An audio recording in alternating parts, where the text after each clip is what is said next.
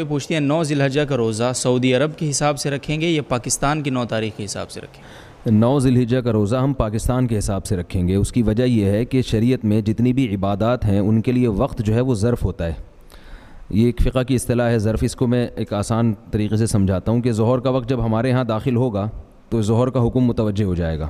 ظاہر ہے ہمارے ہاں جب صبح صادق ہوگی تو ہمارے ہاں جو ہے وہ صبح صادق کے احکامات ہماری طرف متوجہ ہو جائیں گے۔ ایسا نہیں کہ ہم دنیا کو نہیں دیکھیں گے کہ دنیا کیا کر رہی ہے، ہم جہاں رہتے ہیں وہاں کے حساب سے قربانی کا بھی ایسا ہی ہے۔ حالانکہ ابراہیم علیہ السلام نے جو قربانی کی تھی وہ تو 10 ذی الحجہ کو کی تھی نا۔ اب سعودی عرب میں 10 ذی الحجہ ایک دن پہلے ہو رہی ہے، تو ہم یہ نہیں کہہ سکتے کہ ہم ایک دن پہلے قربانی کریں گے۔ تو جو جتنی بھی عبادات ہیں نا ان میں وقت اس عبادت کے لیے ظرف ہوتا ہے۔ تو یوم عرفہ کا جو دن ہے اس دن جو وقوف عرفہ ہوتا ہے وہ اس لیے ہوتا ہے کہ وہ 9 تاریخ ہوتی ہے۔ اگر 9 تاریخ نہ ہوتی تو وقوف عرفہ بھی نہ ہوتا۔ تو عرفہ کا روزہ وہ بھی عرفہ کے دن ہوگا۔ تو جس دن ہمارا عرفہ کا دن ہوگا، یعنی میں اس لیے وضاحت کر رہا ہوں کہ بعض لوگ کہتے ہیں چونکہ ہمارے ہاں عرفہ نہیں ہے، وقوف عرفہ نہیں ہے، سعودیہ میں وقوف عرفہ جس دن ہے تو اس دن عرفہ کا روزہ بھی ہوگا۔ تو بھئی سعودیہ میں وقوف عرفہ کی یعنی سعودیہ میں وقوف عرفہ کی وجہ سے روزہ نہیں ہو رہا، بلکہ 9 ذی الحجہ کی وجہ سے وقوف عرفہ ہو رہا ہے۔ تو ہمارے ہاں بھی 9 ذی الحجہ کی وجہ سے روزہ ہوگا، نہ کہ عرفہ کی وجہ سے ہوگا، کیونکہ عرفہ خود کسی اور وجہ سے ہو رہا ہے۔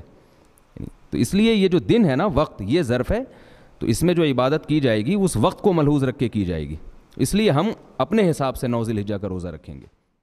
بسم اللہ الرحمن الرحیم۔ آج ذی الحجہ کی پہلی تاریخ ہے۔ ذی الحجہ کا مہینہ جب شروع ہو جائے تو رسول اللہ صلی اللہ علیہ وسلم کی کچھ ہدایات ہیں اس کے بارے میں۔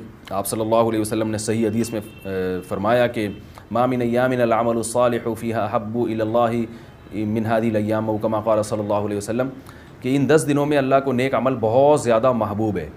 تو یہ جو پہلی تاریخ سے لے کے 10 تاریخ تک کے ایام ہیں، ان میں کوئی بھی نیکی کی جائے، روزہ رکھا جائے، تہجد پڑھی جائے، صدقات و خیرات کیے جائیں، یا کوئی بھی نیکی کا بھلائی کا کام کیا جائے تو اس کا ثواب عام دنوں سے زیادہ ملتا ہے۔ دوسری بات یہ کہ یہ جو ایام ہیں ان کی قرآن مجید میں قسم بھی اٹھائی گئی ہے، والفجر ولیال عشر، قسم ہے فجر کی اور 10 راتوں کی۔ تو جمہور مفسرین اس طرف گئے ہیں کہ ان 10 راتوں سے مراد ذی الحجہ کی راتیں ہیں، تو ان کے دن کی بھی فضیلت ہے اور رات کی بھی فضیلت ہے۔ اور رسول اللہ صلی اللہ علیہ وسلم نے ان ایام کے بارے میں فرمایا کہ جس شخص کا ارادہ ہو، صحیح حدیث ہے، جس شخص کا ارادہ ہو قربانی کرنے کا تو اس کو چاہیے کہ ان دنوں میں اپنے ناخن اور بال نہ کاٹے۔ تو بہتر ہے، مستحب ہے، کوئی فرض واجب نہیں ہے، لیکن افضل یہ ہے کہ جس نے قربانی کرنی ہو تو وہ پہلی تاریخ سے لے کر جب تک قربانی نہ کر لے وہ اپنے بال اور ناخن نہ کاٹے، افضل ہے یہ۔ اور ایام تشریق بھی ہیں ان میں، 9 ذی الحجہ سے لے کر 13 ذی الحجہ تک ایام تشریق شروع ہوتے ہیں، جن میں تکبیرات تشریق ہے، جس میں زور زور سے اللہ اکبر لا الہ الا اللہ اللہ اکبر وللہ الحمد یہ پڑھا جاتا ہے۔ یہ بھی انہی ایام سے منسلک جو ایام ہیں ان کی فضیلت کی بات ہے۔